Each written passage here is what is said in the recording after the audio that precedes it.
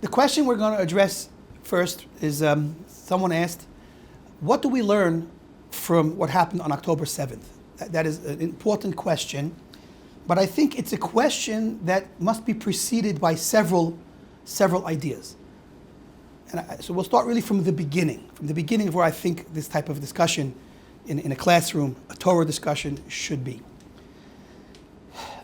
The first thing I think is that those of us that were not involved, of course, in what happened. Anyone that was involved it's a different world, a different galaxy, not a different world, a different galaxy, to try even approach that person and to try to understand what they've been through. Traumatic, sad, beyond words, and I would never suggest anything to anyone that lived through what happened, or even worse, lost loved ones, parents, children, spouses, in the sick way that it happened. So my words are not at all directed towards not even one of them, but us that were further away. For example, I live here in Yerushalayim, and although we heard rumors on Simchat Torah of some crazy things happening, nothing was really clear to us until after the fact. And even once we are aware of what happened, we have to also be grateful and understanding that we were spared from many, many horrors and many levels of suffering, even though there were some scares here, and there are terrorist attacks, and constantly there are terrorist attacks in Yerushalayim. But thank God, for the most part, God has protected us in a very meaningful way, and we have to appreciate that. So the starting point is, for those of us that are sharing in what happened from a distance, that's really what we're going to address. And of course, the idea of allowing one's emotions to go through their course. We're not robots. That's probably part of the problem. When you can become a robot, then anything is possible.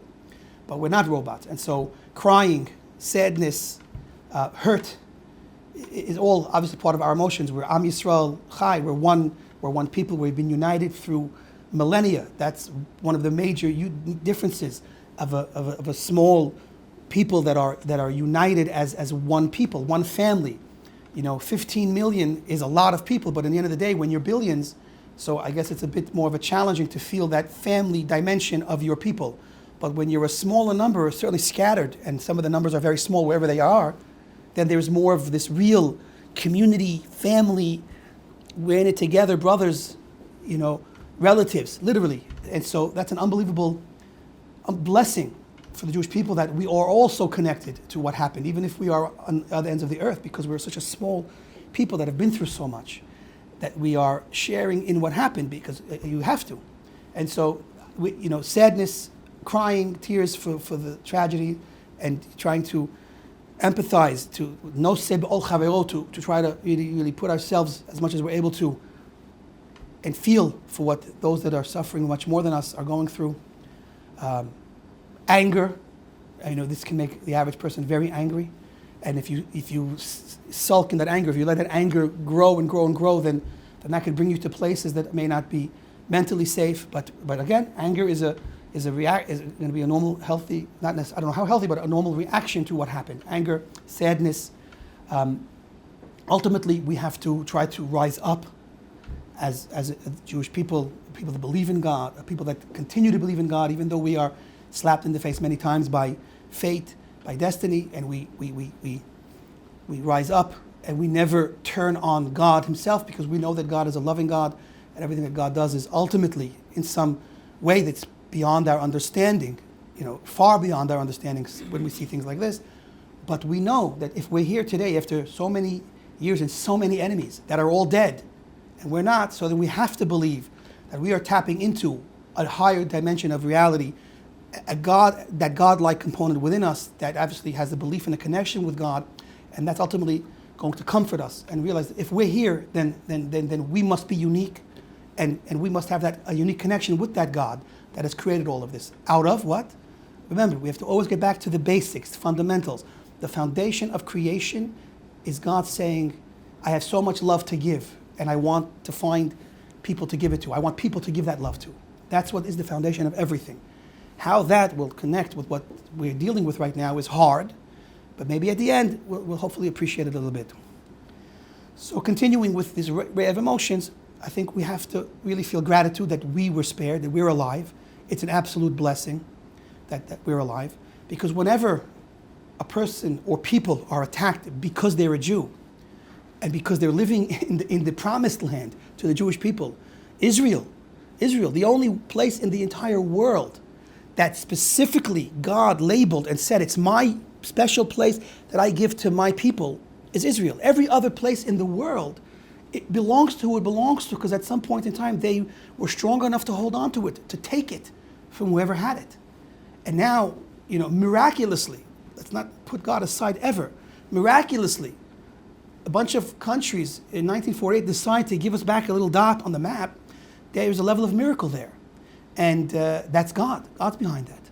And the fact that so many Jews can be here in the Holy Land, doing mitzvot, following Hashem's ways, learning, teaching Torah, believing in God, willing to go through the struggles that being in this special land, this holy land for a holy people that want to act and be holy, it's an unbelievable blessing. And so we have that blessing, but at the same time, it comes sometimes at a price. When people are targeted as Jews, living in Israel and murdered, so we have to be grateful that we were spared, because that could have been us.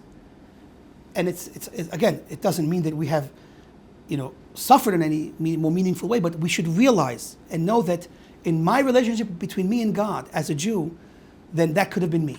That could have been me. And we all have to appreciate the fact that we're alive. We have to be thankful that we're alive.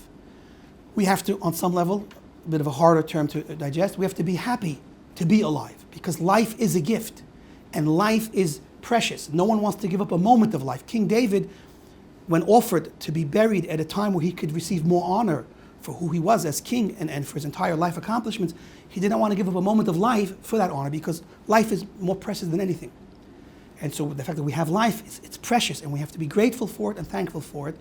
And we have to try to balance happiness in a very tempered way in this context, because in the face of so much tragedy and sadness and heartbreak and heartache, so even happiness has to be a very internal happiness, in that it's just to strengthen us in what we have to do.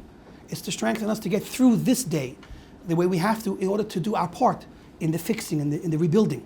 Because without that, then all was for naught. We have to understand that if we're here, then there's something positive that we can do and add to the next page in the story of life, of story of the Jewish people. After October 7th, what can we do? What can we do? Simple person with a big mouth and a big beard here in Jerusalem, what can I do in light of what happened? My part as being part of the Jewish people. And we all around the world share in this same idea. And so I think the next thing is we have to have belief and strengthen our belief and trust in God in spite of what happened. We have to strengthen ourselves in prayer, because prayer is a real thing. It's something that's unfortunately dismissed because it's not so tangible in our conscious world. Talking in prayer seems to be words that go nowhere. But prayer, the words of our prayer, the words that come out of our mouth, go somewhere. Prayer is equal to doing something.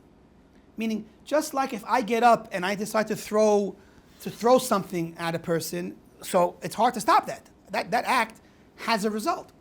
Prayer affects reality, that it has a result. We have to understand that. We have to believe it. And the more we believe, the more power we give to our prayers. What is the foundation and essence of prayer? It's emunah, it's belief. It's that trust that's invested in it that makes it so precious in Hashem's eyes. And so the emunah that we have in Him, the trust we have in Him, is the power behind those prayers. And that's a very important thing to appreciate right now. Once we get past the sorrow and the tragedy and the mourning of what happened, it's okay. Now, after mourning, you must get up. We're past 30 days. And we have to get up and think, what can we do? So what can I do? What can you do? What can everyone around the world do to bring positive, to add more light?